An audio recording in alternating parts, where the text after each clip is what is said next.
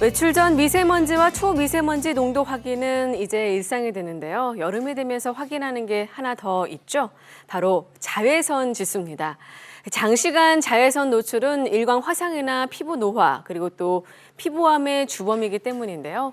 자외선이 일으키는 피부암에 대해서 자세한 얘기 나눠보도록 하겠습니다. 허두영 의학 전문 기자 나오셨습니다. 안녕하세요. 네, 반갑습니다. 네, 보통 사실 이제 점이나 일반적인 피부병으로 네. 인해서 진단이 늦어지는 경우가 많다고 얘기를 들었는데 먼저 피부암에 대해서 소개를 해주신다면요. 네, 우리가 보통 이 대장암이나 뭐 위암, 간암 같은 오대암의 경우에는 이게 어떤 암이고 무엇을 어떻게 해야 할지에 대한 정보가 비교적 익숙한 편입니다. 근데 피부암은 막연히 피부에 생기는 암이겠거니 하는 정도밖에 모르는데 피부암은 피부 아래쪽에서 암세포가 자라서 피부 바깥으로 드러나는 형태의 암입니다. 이 피부를 재생하는 기저세포에 생긴 암을 기저세포암이라고 하는데요. 네. 이 암은 흔한 편이지만 전이가 잘 안 되기 때문에 비교적 착한 암에 속하고요.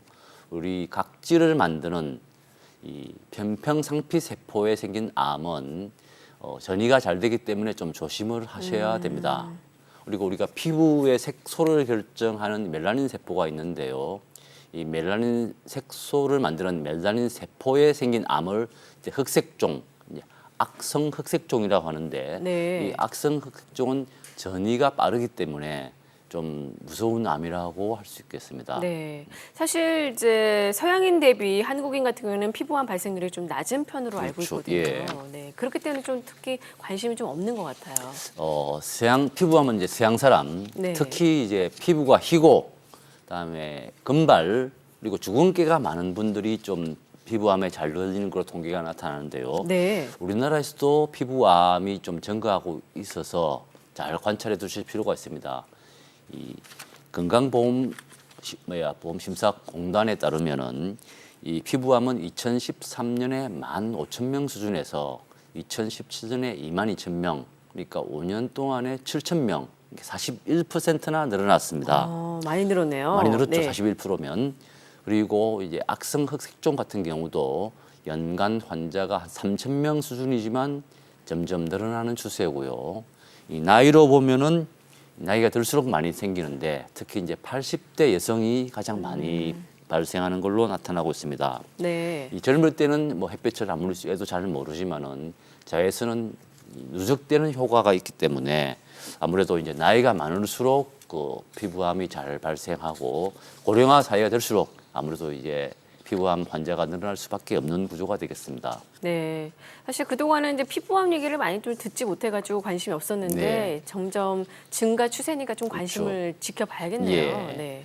이 통계로 보면 피부암은 아무래도 이제 발생률이나 사망률 차원에서 비교적 착한 암, 10대 암에도 들지 않잖아요. 그러니까 네네. 착한 암처럼 보이는데 우리가 아는 유명 인사 가운데 피부암으로 돌아가신 분들을 보면 아, 그게 무서운 암이구나라는 느낌이 들 수 있습니다. 네. 이 세계적인 팝의 황제라 불리는 마이클 잭슨이 이 피부암 제거 수술을 받다가 사망을 했는데요. 아, 그렇군요. 이분이 네. 원래 이제 이 백반증이라는 피부병을 앓다가 이게 피부암으로 번졌고 이 암세포를 제거하는 수술을 하다가 이 프로포폴을 과다 투여하면서 사망한 걸로 알려져 있습니다.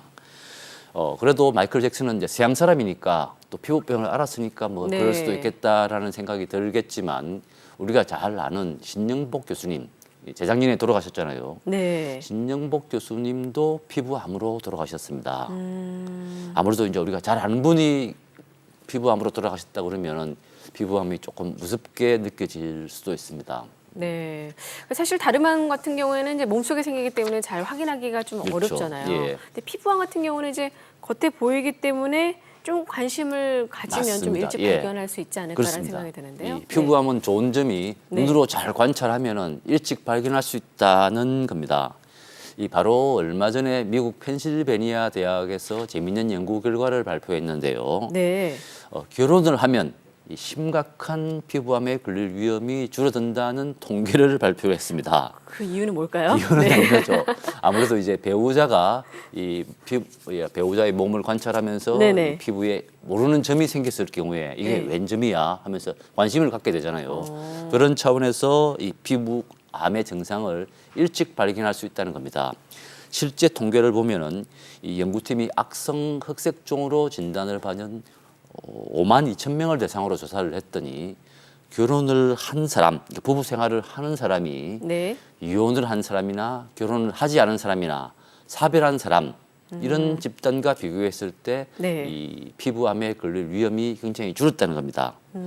실제로 이 부부 생활을 하는 사람은 악성 흑색종을 조기 발견하는 비율이 50% 정도 되고요. 네. 미혼인 경우에 한 43%, 이혼한 경우에는 39%, 사별한 경우에는 이제 32%로 그쳐서 아무래도 부부 생활을 하면은 흑색종을 발견할 확률이 높다는 결과입니다.